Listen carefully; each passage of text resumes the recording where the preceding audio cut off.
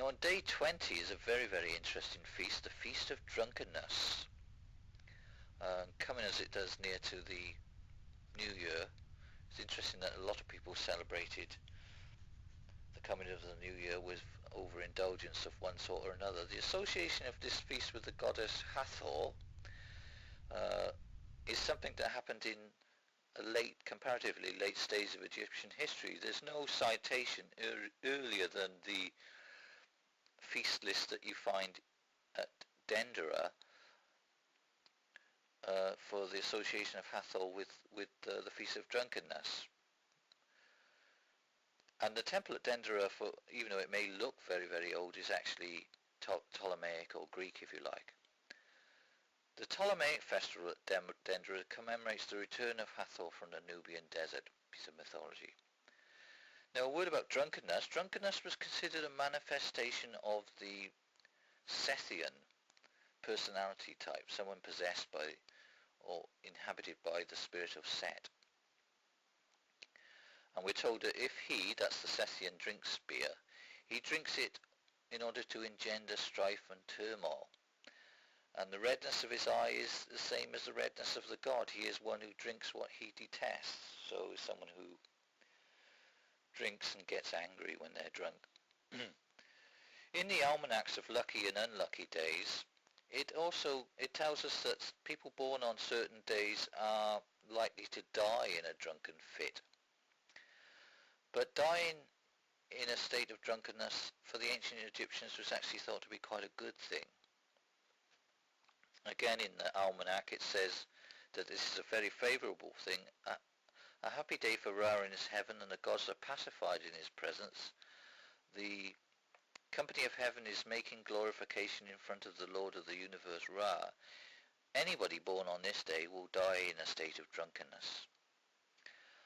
Although drunkenness may be seen as bad, intoxication was viewed as good, aiding the ancient Egyptian to commune with their dead and to commune with their gods.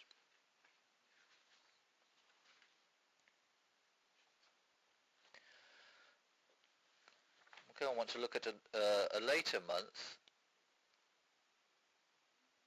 the fourth month of the year, Farmuti. Now one would expect a feast possibly involving fire for the harvest goddess Renenutet, whose usual form is that of a woman wearing the serpentine uraeus headdress, or a large snake wearing the solar disk and cow's horns. And the association of snakes with harvested fields is perhaps a universal phenomenon, not to mention hazard, that requires some form of propitiation.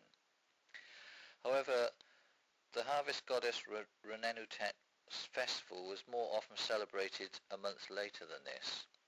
Instead, in this month we usually found feasts for the Theban cat goddess Bastet.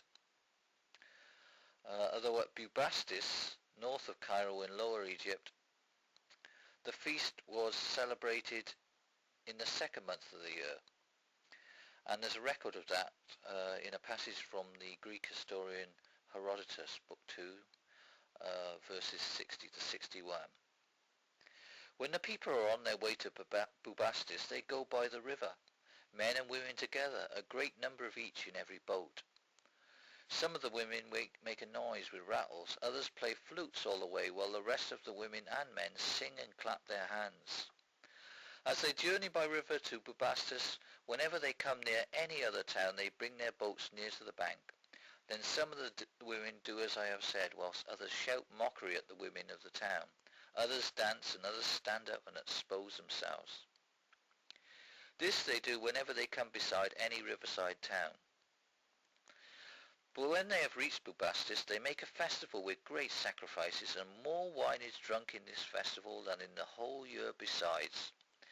Men and women, but not children, are wont to assemble there to the number of several 100,000. So quite a party.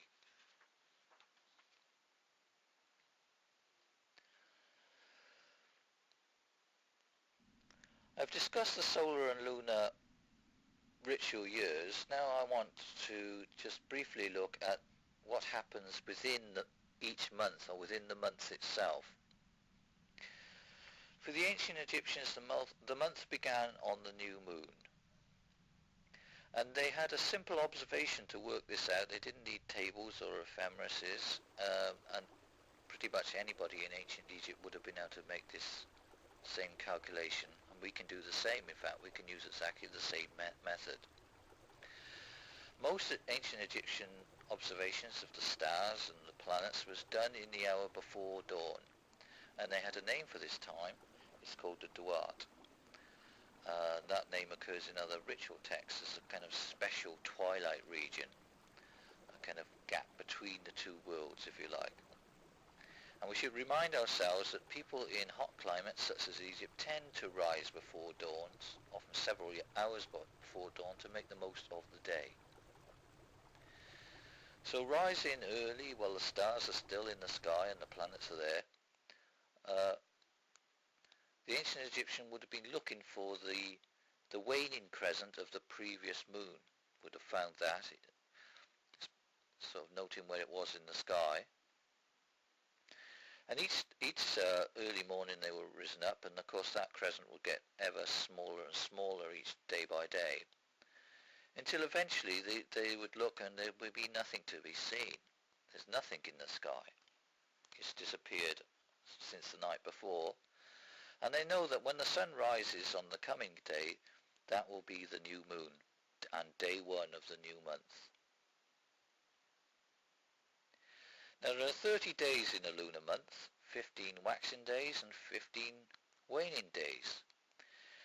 And each day, we can say, in the month has something special about it. Although for the ancient Egyptians, about half a dozen of the days of the month were particularly special. And these 6 days were, of course, the new moon. The first crescent day, because I remind you, the new moon is actually nothing to be seen. The moon is invisible. The first crescent day is the first little sliver of crescent, maybe day 2 or perhaps day 3 of the cycle of the moon. Then you've got the first quarter day, coming up to the full moon day itself. Then the day after the full moon, which is the 16th day, which is a very special day as well. Perhaps we could add the final quarter day for some people. Now, in mythology or in reality, goddesses tend to be born on the new moon, especially Horus, the son of Osiris. And that's because the dead Osiris can be likened to the new or disappeared moon. So then the new moon itself is actually also the day in which he was embalmed, kind of another secret process, lots of secret things going on in the cult of Osiris, and that's very parallel to the idea of the new moon itself, which is a secret or invisible moon. Now the first crescent, the appearance of the first little crescent in the sky, is associated with the rebirth of Osiris, and because Horus is the son of Osiris, another way of looking at that is the first crescent day is also the birth of Horus.